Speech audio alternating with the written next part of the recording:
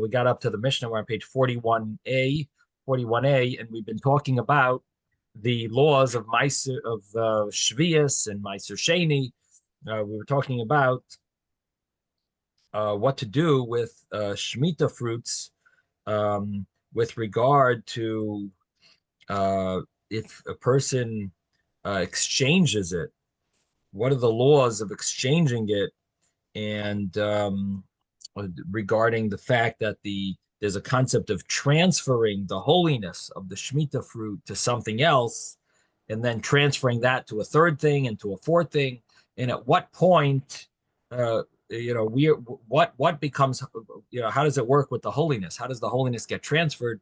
And one of the things we did see was that the original item, the original growth of the Shemitah produce, the original produce, I should say, that produce stays holy, but it gets exchanged. The next item that it's exchanged for, that also takes holiness. So, for example, you exchange it for money, that money becomes holy, and the original fruit stays holy. Or someone sells it, the money it becomes holy that was paid for it, and that money stays holy. And then when that money buys something else, that other item takes on the holiness, and the money becomes deconsecrated.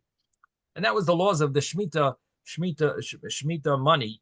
And these would be applied. These laws would apply in the time in today's day and age in Eretz Yisrael during the Shemitah year or the year after Shemitah, where you get the produce of the Shemitah still kicking in, still coming up and being sold. You still have Shemitah fruits as long as they're still around. Then you would have this concept of money, Shemitah money. Anyway, the Gemara deals with, this is Rav Ashi. He originally says one thing, and then the Gemara says he must have said it a little differently, because the original thing that he said doesn't seem to flow with another statement that we have. And so the Gemara had mentioned the machlokes. What was the machlokes that the Gemara originally mentioned? The Gemara mentioned the machlokes about money being, or I should say, transferring the holiness through a sale, or transferring the holiness through just exchanging. So, for example, can you just take the Shemitah fruit yourself and say, oh, I'm exchanging it for this? Or do you have to actually have someone buy it from you, and that would cause there to be an exchange, and that the money would now take on the holiness? Or can you play the game yourself and say, oh, I'm exchanging this for this. Now this money is holy, and the Shemitah fruit stays holy, but now I take the money and I can exchange it for something else, and then the other item, can you just play? Can you do all the transfers yourself, or it needs to be done with an act of acquisition? Is it up to you? Do you have full rights of making these exchanges and changing things around, or is acquisition the way it rolled, the way to play it, to pull things off?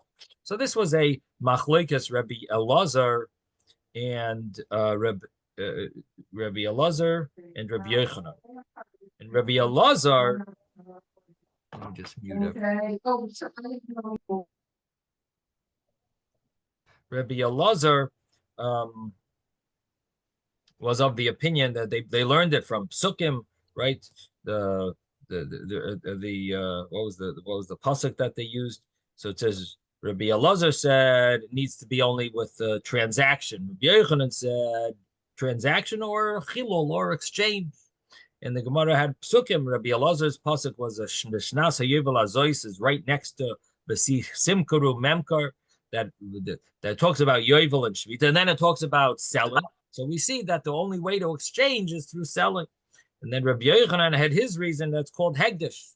Like holy things are exchangeable. You can exchange yourself. You don't have to, it doesn't have to be done through an act of acquisition. So these were the two sources that the rabbis had for this machlokes. And then the Gemara says, but Rav Ashi comes along, and it's very interesting because they both did have psukim. They had verses to back them, and comes along Rav Ashi, and he says, it's not as simple as you thought, that this one holds this way, that one holds that way. There are areas where they both agree.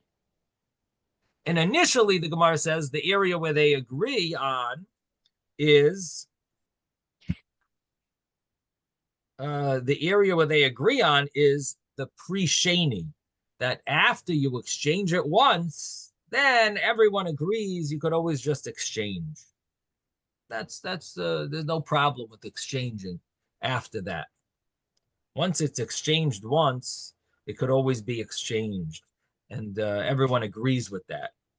And the problem with saying that, with explaining it that way, the Gemara has a problem because it brings a Tosefta, and the Tosefta seems to, or a Brisa, the Brisa, where is this? It's a Tosefta in Shmita and Shvius, in Tractate Shvius, where it talks about exchanging a coin of Shemitah in order to buy a garment. And there's a problem, of course, with buying a garment with Shemitah money. So there was a way to get around it, is if you exchange the money for fruit, and someone else will give you money for the, you'll be able to have money that's not consecrated, and you'll be able to use that to buy the garment. Now, the simple way to do this would be, well, take a few apples from your cupboard, switch the money onto your apples, and now you got money to buy a fruit, to buy clothing. What does the Tosefta say? No, go to your friend who has a store and let him, buy fruit from him with the money. The fruit will now be holy. Give him the fruit, and he'll give you the money back, and he's going to eat the fruit with the holiness of fruit. Why do you need to have an act of acquisition? I thought everyone agrees that you could exchange it without a mekach, without an act of acquisition. Everyone agrees that it's fine. We see here that there is such an opinion, and that must be the opinion of Rebbe Elazar, that you can't do that, even on a pre-sheni. So again, what the Gemara is dealing with is that there's a difference between a pre-rishon and a pre-sheni, and the Gemara thinks, at least Rav Ashi wants to claim that there's a difference, and what Rav Ashi wants to say is that everyone will agree on a pre-sheni. Again, what is the difference between a pre-rishon and pre-sheni? Pre-rishon means it's the initial fruit that grew on Shemitah. A pre-sheni is the fruit that was exchanged for that fruit, or the money that was exchanged for that fruit. That's called pre-sheni. It's the indirect. It's not the direct holy of Shemitah produce. This is the secondary. This is the second level. This is the outcome, the exchange, the exchange of the Shemitah fruit. That's called pre-sheni, the second fruit. And then that could be exchanged for a third fruit, and so on and so forth. So that exchange is what the Gemara is questioning. Is that also need to, when you continuously do it, do you need to do it as an act of acquisition, or could that just be exchange? And on this, the Gemara seems to prove that the second fruits definitely there is an opinion that it needs to be exchanged. It needs to be sold, transaction, and it's not enough to just exchange it. So then the Gemara says, okay, then what Rav Ashi must have said is that everyone agrees that the first fruit can only be done derech mekach. When someone buys it, you can't go and say, I'm exchanging this for that, and that holiness will grab on to the second item. You can't do that. If it's sold, then the holiness carries on to both. And then you could take the second fruit and have that fruit be you'll deal with how to exchange that to a third thing and to a fourth thing and so on. But the initial thing, everyone agrees that it has to be derech mekach, and that's the way the fruit gets exchanged. You can't just go around and say, I'm exchanging this for another fruit. That doesn't work. The Gemara then said, so that was the understanding that Rav Ashi explains the argument. And then the Gemara says, what about the Brisa where it says, Echad Shvias v'Echad Meiser Sheni? What about where it said in a brisa that we said whether Shemitah, whether Meiser Sheni, you could exchange for an animal, which sounds like you don't have to use an act of acquisition. It sounds like you could actually exchange, you could just exchange. The Gemara says there it must be talking about where you, it must be talking about over there where it's not the first produce of Shemitah. It uses a term Shemitah, but it really means to say Demei Shvius. It means the money of Shemitah, which means the second level of Shemitah fruit after the first Shemitah fruit was exchanged for, was, or sold, I should say, for money. Then you have money that you're going to exchange for something else, and the other item will take on the Shemitah holiness. But the initial produce of Shemitah can't just be exchanged. That has to be sold in order for it to start to be able to start working in the exchanging, transferring the holiness. And they prove it, the Gemara proves it by saying that if you don't say this, how are you going to understand the Meiser law? Meiser for sure has to be talking about money because you can't exchange Meiser produce. Meiser means a tithing produce to eat in Yerushalayim. You want to exchange it, you can only exchange it onto something that's a minted coin. You can't exchange it onto other produce. So when it says that you're exchanging the Meiser and you're going to buy an animal with it, it can't mean the original Meiser. It must mean the money of Meiser you're buying an animal with. That has to be what we're talking about, because the original Meiser can only be exchanged for money. So the same thing the Gemara says must be talking about the Shemitah produce, that it was, that we're dealing with money of Shemitah, we're not dealing with Shemitah. Because we're dealing with money of Shemitah, we can say, like Rav Ashi is understanding that, like he's qualifying this argument, we could say that what he says is fits, because he basically says that everyone agrees that the first transfer has to be done in a way of acquisition, not in a way of just saying, I'm exchanging this for that yourself. You have to do it in a way someone else is buying it from you and you're selling it to them, and that causes the exchange of the holiness will kick in, and it'll grab on to the new item. And that is basically the conclusion of the previous Gemara. So what comes out is we do have an argument between Rabbi Elazar and Rabbi Yochanan, but that argument was qualified by Rav Ashi, who, according to the conclusion of the Gemara, says that everyone agrees that the initial exchange of Shemitah produce can only be exchanged with an act of transaction, not in an acquisition, not in a way of just exchanging it yourself. By an act of acquisition, that could exchange the holiness of the Shemitah produce onto something else. And then you could have an argument after that. You have an argument, can you go and exchange it after that? If someone bought the first Shemitah produce and the money that you have from that Shemitah produce, then you could go take that money. And then when you exchange it, then you'll have a debate between Rabbi Elazar and Rabbi Yochanan if you can just exchange it, that money, or do you need to, does it only get transferred if you, and deconsecrated if you have an act of acquisition? And that would be the argument only in those cases. But in the case, the original Shemitah produce, that everyone would agree that you cannot just exchange in your kitchen and just say, I'm transferring this to that and goodbye. You know, that doesn't work. So that was the conclusion of the previous Gemara. We're now up to the Mishnah, a new Mishnah. And this Mishnah talks about shaking the lulav in the Beis Hamikdash or in the Medina. So let's begin. We're on page 41a. 41a, and the Mishnah, which must be about, I would say, 20 lines from the top of the page.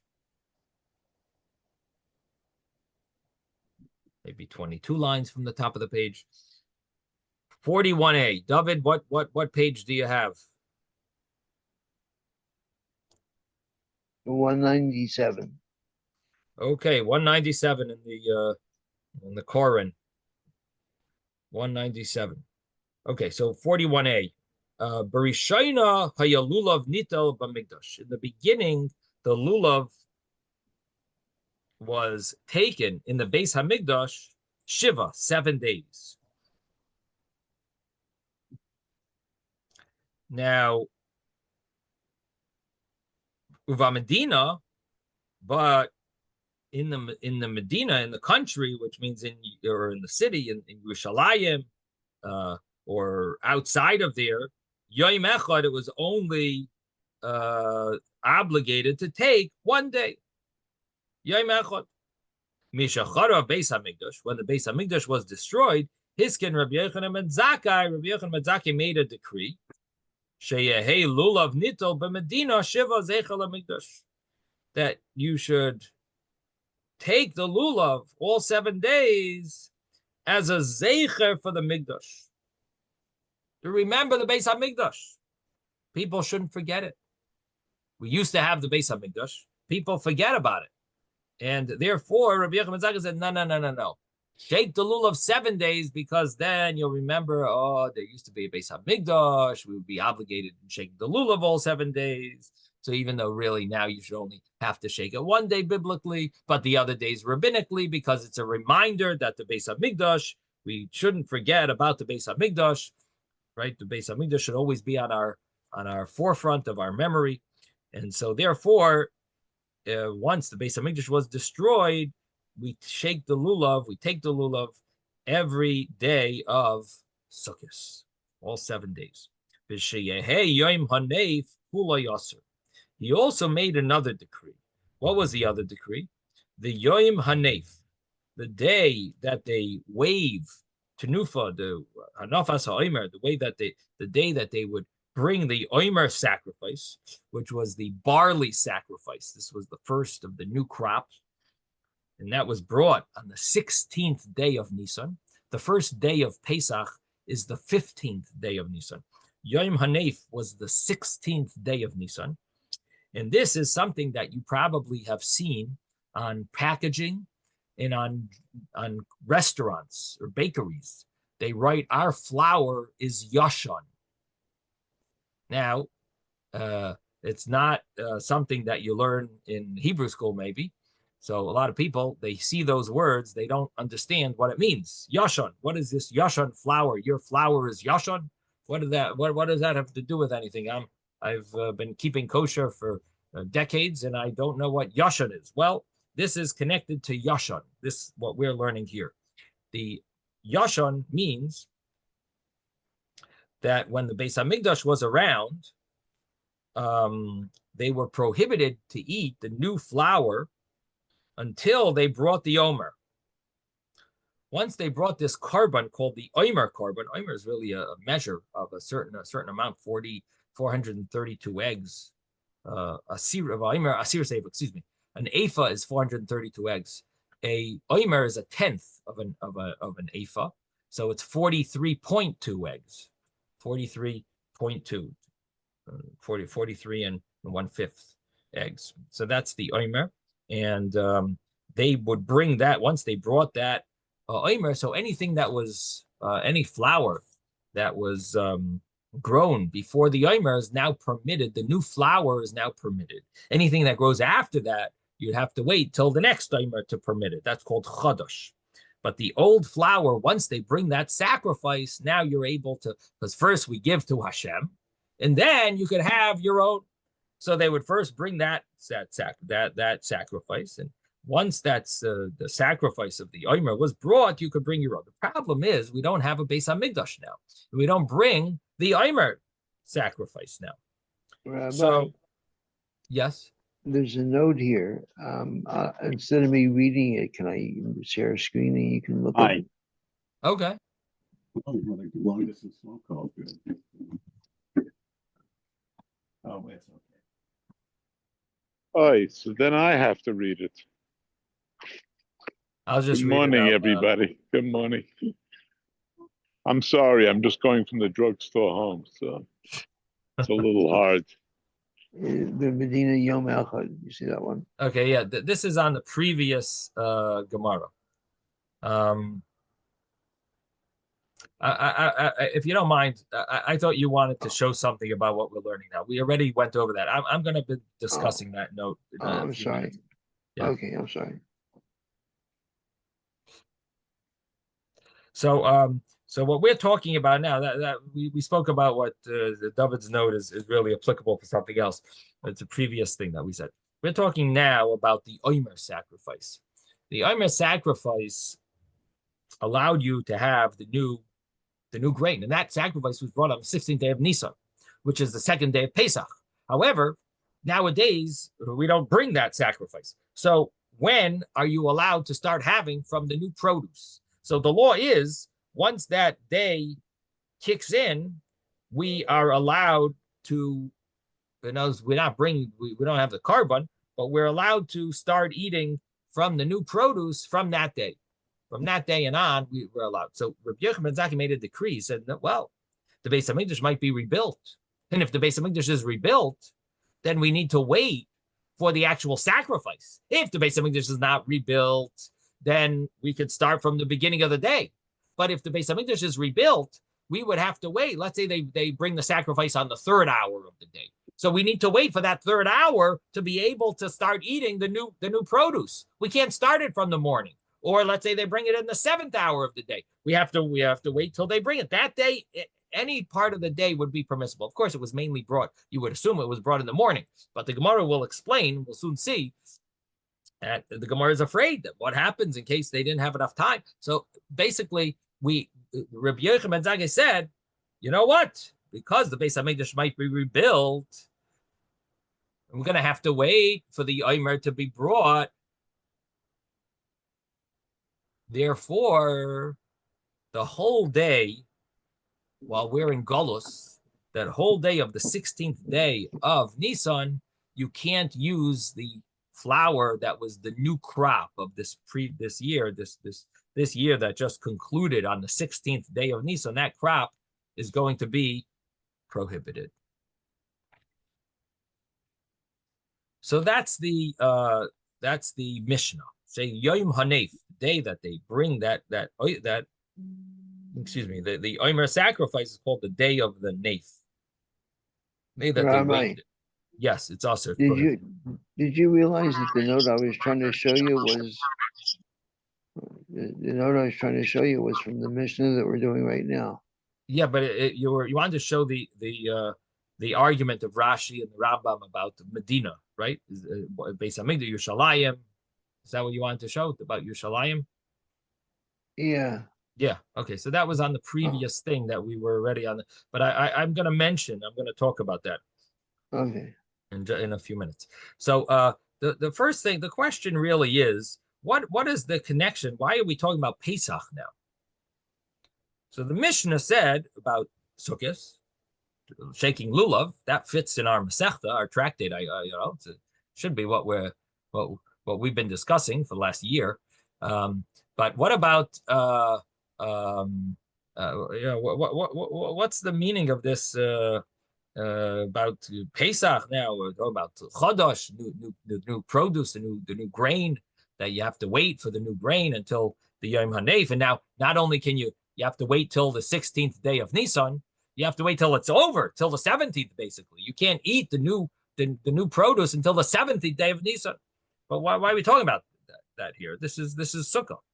So Taisus is bothered with this question. And Taisus over here on the side, he says that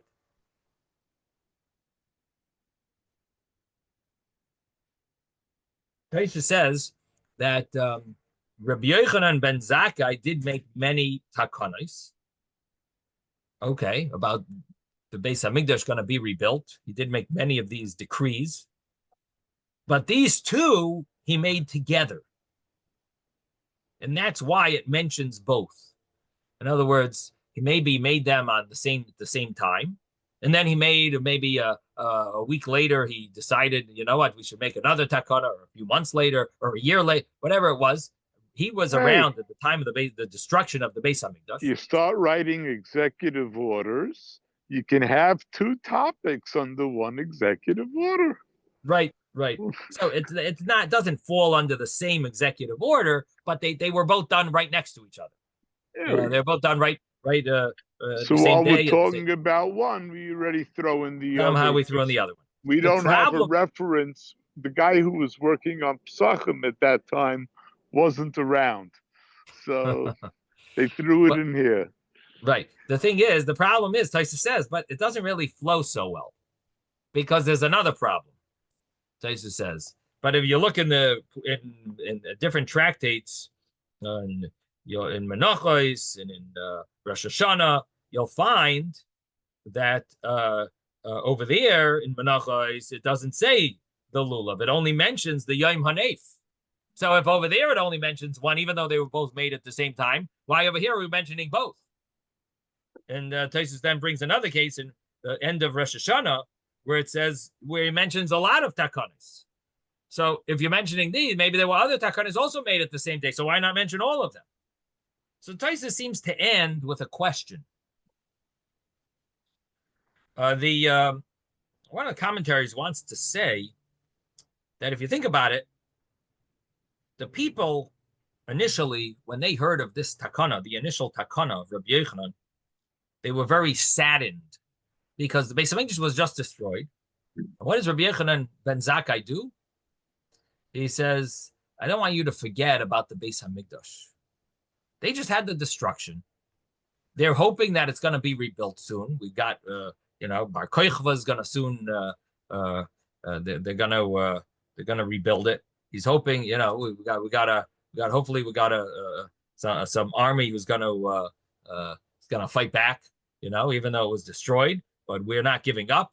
And they're hoping that it's soon going to be rebuilt. And no, Rabbi Yochanan says, no, I'm afraid you're going to forget about the Beis Hamikdash. I better make a takana that every day of Sukkot I want you to shake blue because over years, 100 years, you're gonna forget about the Beis Hamikdash.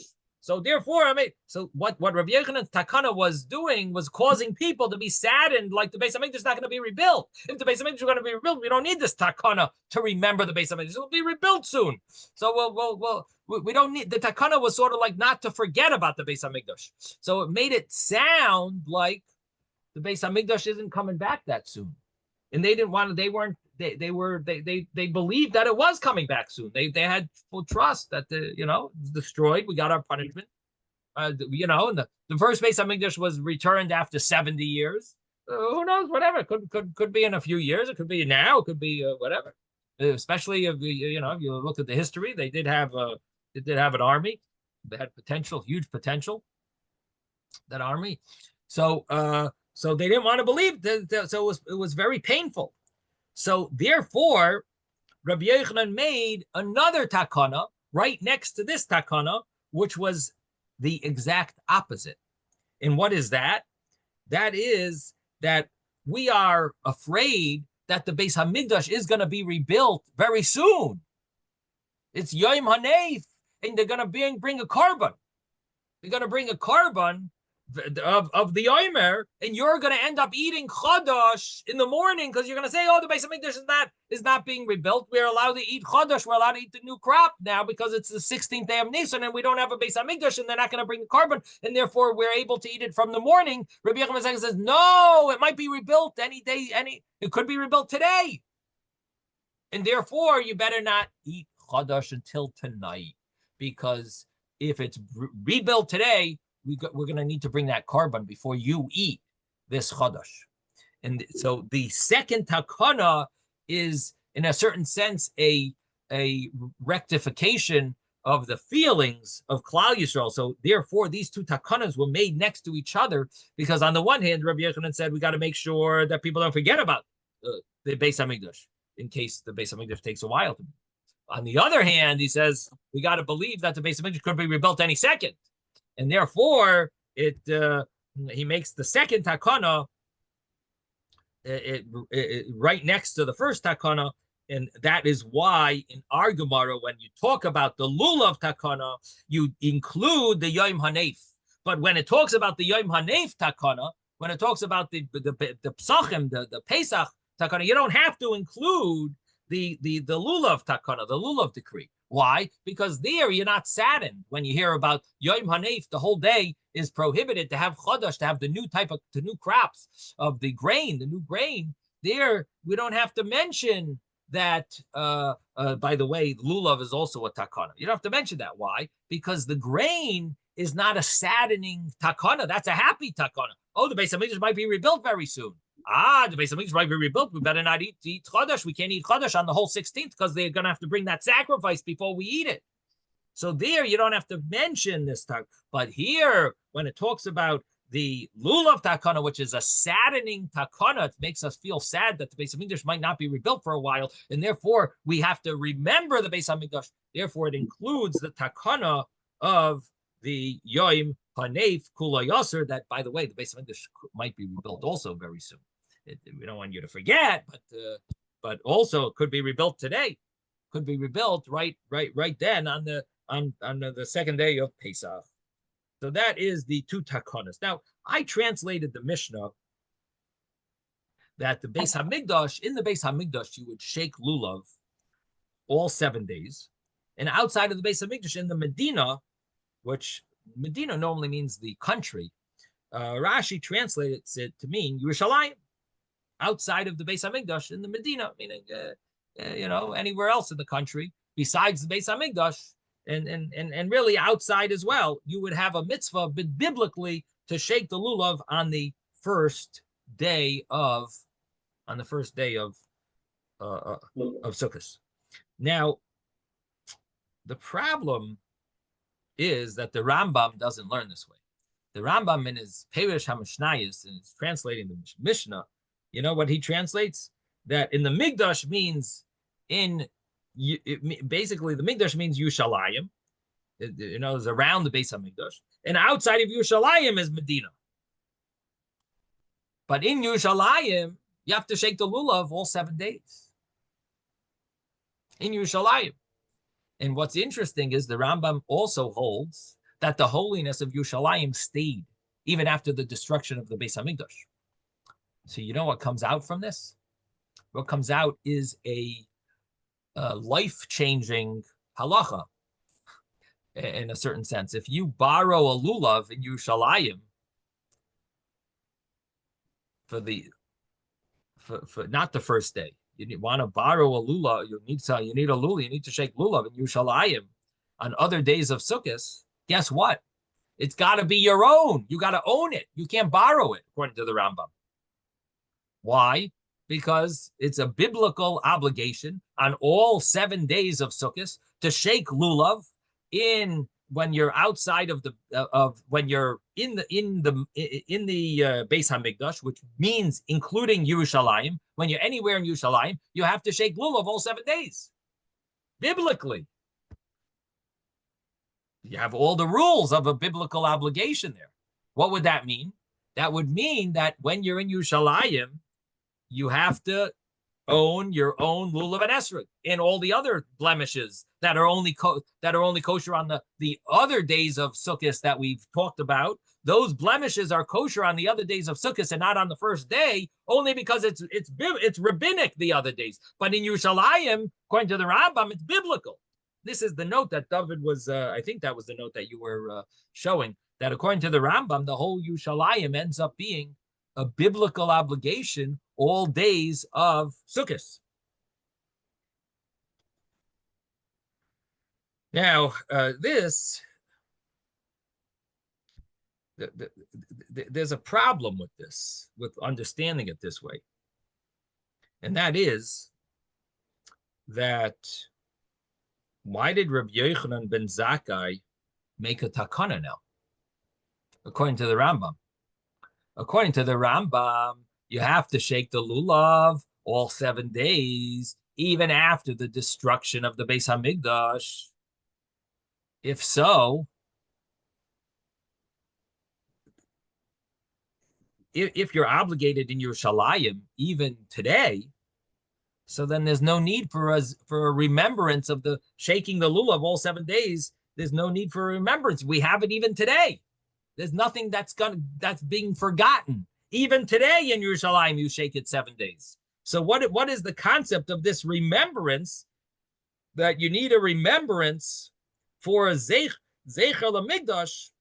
We have it even today in Yerushalayim. So what is the Rambam? How does the Rambam understand this takana?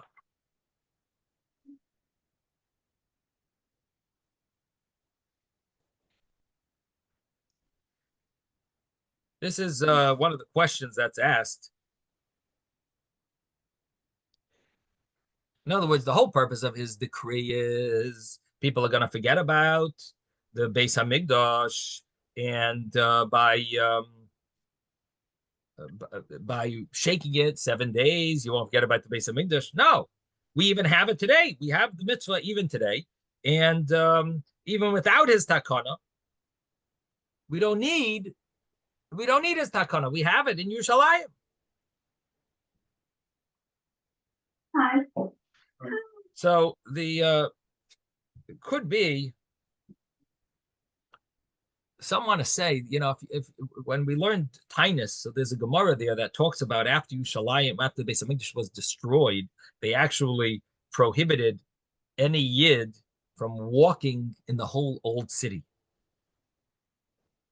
And this lasted long after the destruction. So because when the Beis Hamikdash was destroyed and Yerushalayim was not allowed to be inhabited by Yidden at that time, therefore, it ended up that this takana was needed.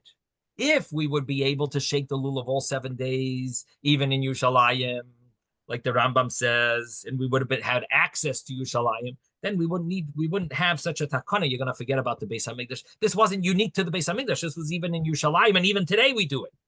But because they weren't able to go to Yerushalayim, therefore there was a reason to have this remembrance of the Beis Hamikdash and of Yerushalayim, and therefore there was a takana to shake the lulav all 7 days. So again, this is the answer to this. This is a question that was asked that they asked on the Rambam. This would be one of the answers that's given. I should mention that the Igros Moshe Feinstein, he quotes this Rambam, and he says it must be a mistake. Sometimes you come across a Rambam, and we try to find answers for the Rambam. The Rambam says this, so the famous, throughout the whole Talmud, you always have questions. How did the Rambam say this if the Gemara says that? And this is a topic of there's so many books have been written on answering the Rambam. So here, the easiest way out, of course, is saying, oh, there must be a mistake in the Rambam. But here, Rav Moshe says it has to be that it can't be that like the Rambam is saying. Because Rav Moshe Feinstein, he says there's other proofs. That's one question that we asked before, but there's other questions on the Rambam. For example, we're going to be learning about the fact that they would go to the Beis Hamikdash and they would get into fights with regard to their recognizing their lulav and having their own lulav. Why did they go to the Beis Hamikdash? They could have gone to any shul in Yerushalayim, and there would have been more spacious. They wouldn't have such fights. He says the fact that they got into these fights and they went to, must be that wasn't all Yerushalayim. It had to be specifically the Beis Hamikdash where this was an issue, but not in. So he wants to say there has to be a mistake in the right. Of course, we don't like to say that there's a mistake in the Rambam. They do have a joke where someone goes to heaven, and he asks the Rambam himself. He says, "How did you write something like this? If the Gemara says differently, and the other place can, the other commentaries say this. How did you write that in the Rambam?" So the Rambam in heaven, he answers. He says, "You know what? That's a mistake. It's a mistake. I didn't write that." So the guy says, "That's how you answer a Rambam? You say it's a mistake? Rambam? You can't say such a thing." But anyway, here it seems like the Igros Moshe Feinstein felt it's impossible to explain. He has proofs. Maybe. He says there's Gemaras that prove that there were many shuls in Yerushalayim. He has a Yushalmi and a Bavli. It seems like there's Gemaras that talk about how many shuls there were in Yerushalayim at the time. And maybe it's not a mistake. Maybe it's a typo. An error in transcription. Whatever, however you want to translate a mistake. Yeah, doesn't. He didn't make, or the Rambam didn't make a mistake. It's the mistake in the writing. Of course. No, it's not a mistake. It's not that the Rambam made a mistake. It's a mistake in the writing that was written. Yes, Mordechai. Yeah, since you said that it's not a joke regarding the Rambam, there's another one. How do you know that Hashem exists? Because the Rambam says so, and the Ravid does not disagree with him. Uh-huh. Uh-huh. Yeah, that's a cute one. Very nice. Okay, so in any event, so we have here this discussion. Did your note, David, say anything more than I mentioned, or is there something that you want to add to that note, to what I mentioned about this opinion of the Rambam? I'm not sure. If the best thing is if I just share it, you just look at it. Okay, if you want to put it up now, we'll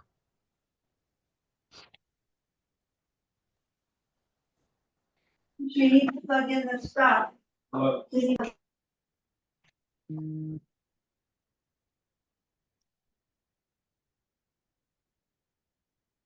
The authorities disagree as to whether the halachic status of Jerusalem is like that of the temple or the rest of the country.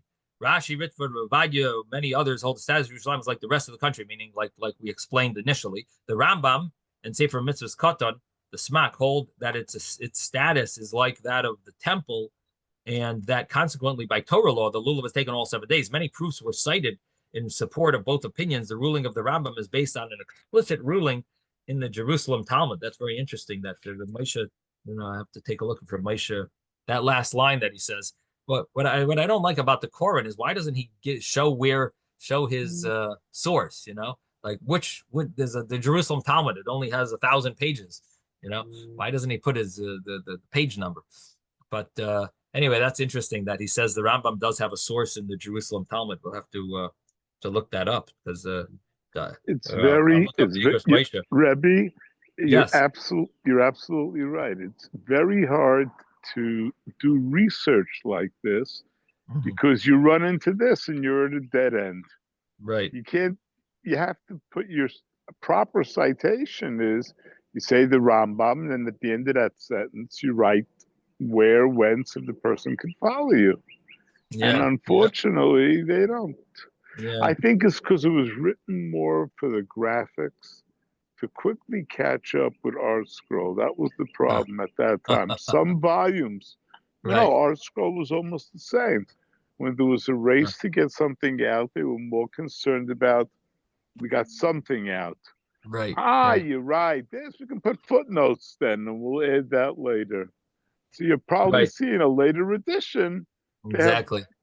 Footnotes. That's all. Yeah, nothing wrong with this. This is a wonderful sefer. Right. Thank you. Thank you, David. Okay. Anyway, that's nice that it added that one point over there.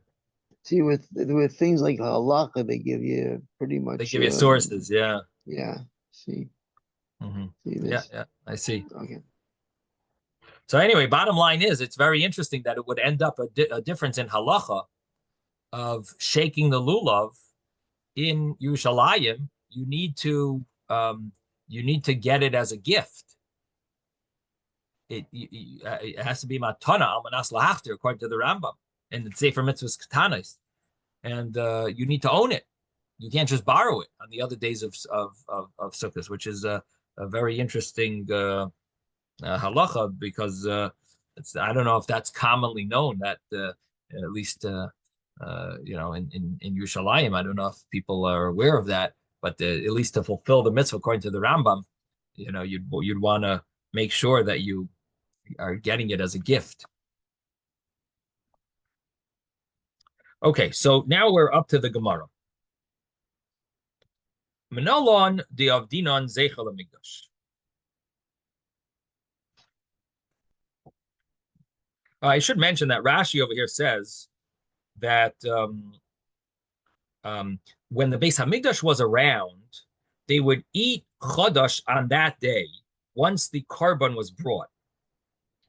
When the Beis Hamikdash was destroyed, once the light of the east Once it becomes light in the east, meaning the sun is about to rise, once that happens, you're allowed to already eat the new produce.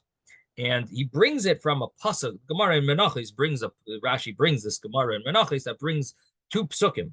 One says, Ad etzem hayom hazeh, once the essence of this day arrives, which sounds like once the morning kicks in, once it gets light. And the other pasuk says, Ad haviach, until you bring the sacrifice. So the Gemara there explains, how do you reconcile this contradiction? And the Gemara over there in Menachos says, there's a difference. If the Beis HaMikdash is when you're going to bring the Yomer, when you're going to bring the sacrifice, you have the Beis HaMikdash. So then you got to wait till you bring the actual sacrifice. But when there's no sacrifice, then once it becomes light, then you would be allowed to eat from the new produce. Now, Rabbi Yochanan ben Zakkai comes along and says, guess what? Even when there's no Beis HaMikdash, the whole day is going to be prohibited now. I'm prohibiting the whole day. Till Rabbi Yochanan came around, it was permissible from the morning.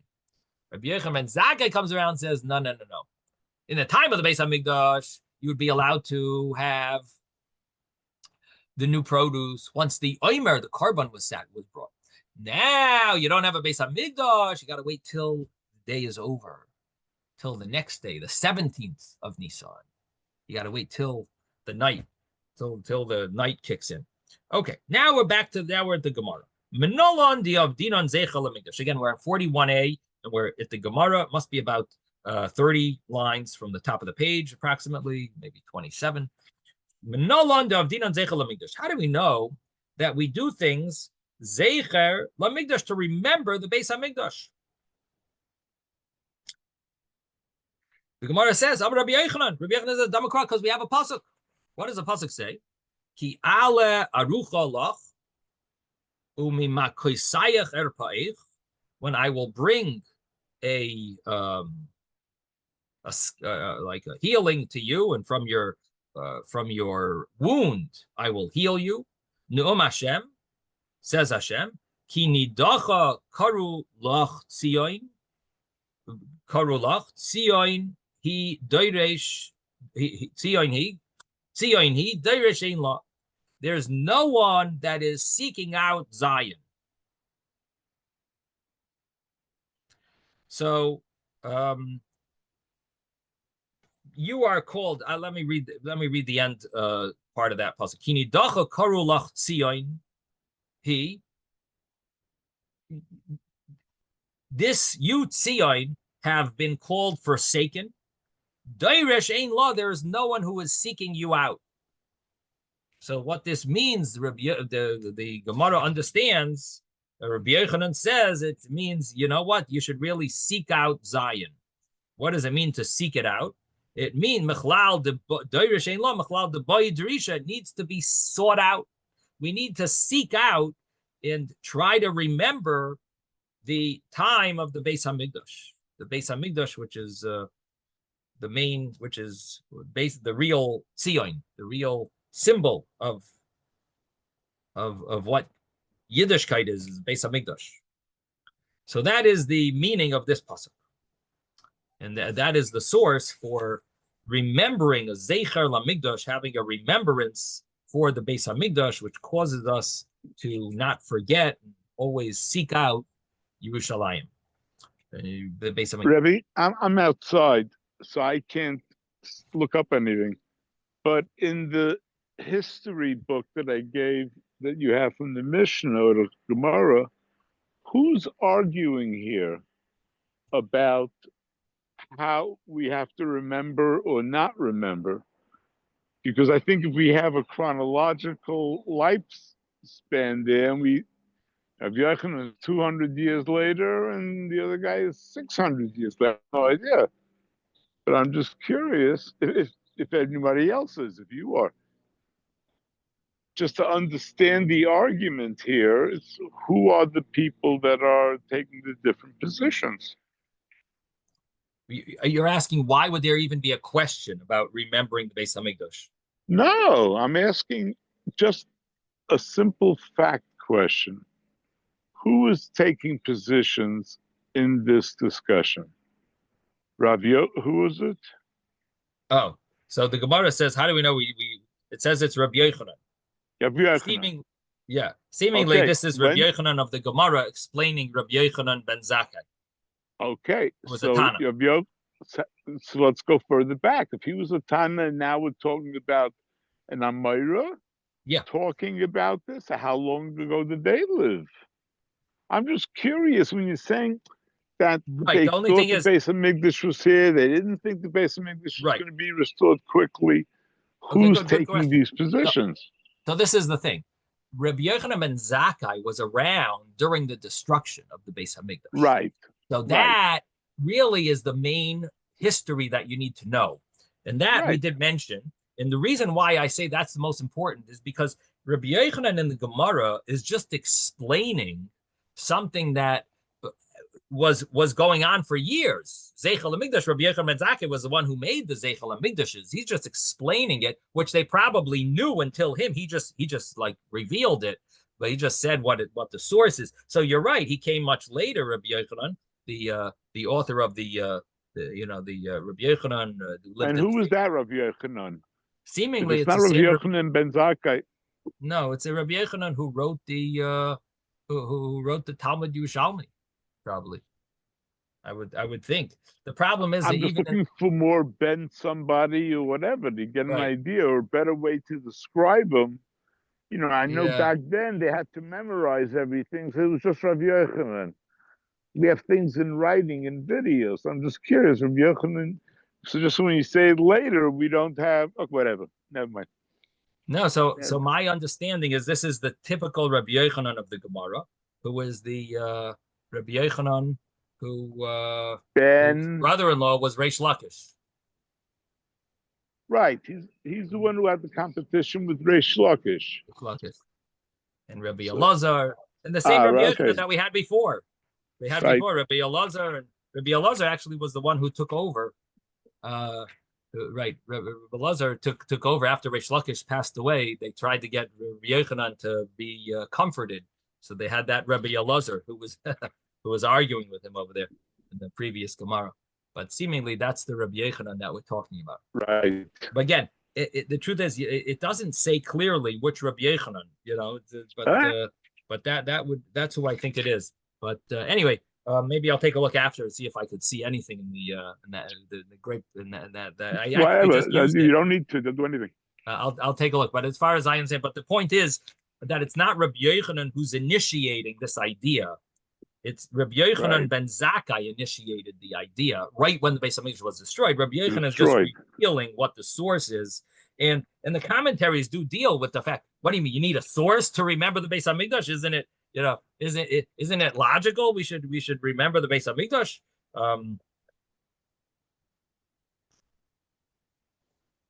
That's what I'm saying. The later commentary is very nice. 1,500 years later. Why do we need? We're living through those times. Why do we need to explain it? Anyway, we know what was on their mind. Yeah.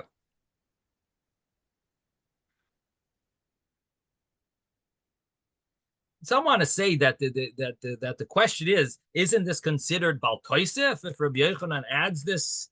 And the answer is no. There's a source that you should make a Zeichel HaMikdash. Like it's not Bal Tosef, not adding on to the mitzvahs, because we see that there's an inyan. Again, the pasuk says Deirish ein law. So the dacha karu lach tzion he Deirish ein law. There's no one seeking out Zion. So we need to seek it out. So that it's not considered Bal Tosef. There's a source that you should add, that you should make Zeichel HaMikdashes. Okay, v'sheyeh yom hanef, that the day that they do the omer, that they bring this omer, it should be completely prohibited. My timer, what is the reason that he's prohibiting the new grain on the day of Hanafas HaOmer, the day they would wave the Omer, why would he prohibit it the whole day? So the Gemara says, Mehira Yibanim Beis HaMikdash. The Beis HaMikdash should be rebuilt very soon. And if that's the case, they're going to bring the Karban Omer. And if they bring the Karban Omer, you got to wait until the Omer actually is brought. Why is I there guess noise? you can do it. So if you have to, if you bring the Yomer, you got. So what is going to happen if the Beis Hamikdash is rebuilt? The Yomer people will say Ishtaka the year before. Milo Yachalnu, didn't we eat the new grain? Beheir Mizrach, once the east got lit up with the daylight. Once it became a little light in the east, we started eating the new grain. You know how it is on after Pesach, everyone is going to the pizza shop and lining up. So in the olden days, guess what they would do on the day after Pesach, the second day of Pesach? The matzah we had before was the old matzah. We want new matzah right now. Come on, they're waiting for the. It's light. It's light. We're allowed to. We can have the new matzahs, and so they quickly would make new matzah probably. So they said, remember last year we had it right when it got light. Hashtanami nechol. Now also this year also. Okay, they Taka just got the Beis Hamikdash back, but come on. Okay, we're not there. We're not building the Beis Hamikdash. Let's do the matzah. Let's line up over there in the kitchen and start. Wait a minute, Rebbe. Yeah. The old grain, you stored it away now for how long? 6 months it's been sitting in a box or a hole in the ground. Just imagine it now is moldy or whatever. It's already 9 months old. And now you got the new stuff sitting there fresh that was just sliced, diced, and whatever they did with it. You wouldn't yearn to get to it.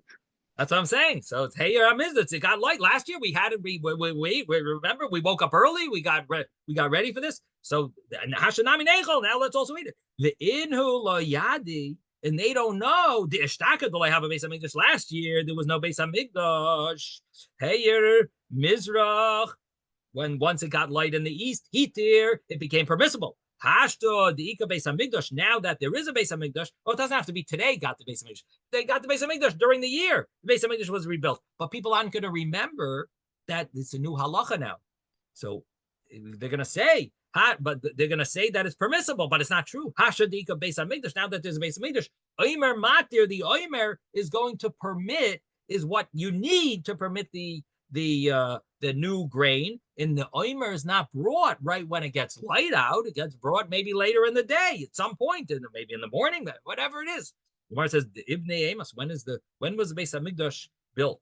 If you want to say that the Beis Hamikdash was not built until the 16th, Hare Hitir, Heyer Mizrach. So once the Beis Hamikdash isn't there and it gets light out, you're immediately permissible to eat. The light of the east permits it. Ella the Ibnei B'chameser. It must be that the Beis Hamikdash was built on the 15th day of Nisan, and then by the 16th, you got to wait till the korban is brought. Again, if they build the Beis Hamikdash on the 16th, so once the morning came, it became permissible. You can't say, now we're building the Beis Hamikdash, you got to stop eating. No. It became permissible. That was the law we saw in Rashi and Gemara Menachos. It says that once it got light, it's permissible. There's no Beis Hamikdash. They started building the Beis Hamikdash on the 16th. No. It's permissible. They started building the day before, the 15th. So the Divnei B'chamezer was built on the 15th. So the Gemara says, okay, no problem. So you're building the Beis Hamikdash. You want to bring the korban omer, no problem. From midday, it should be permissible. Datanan, we learned harachaykim, those that are far from Yushalayim, mutarim.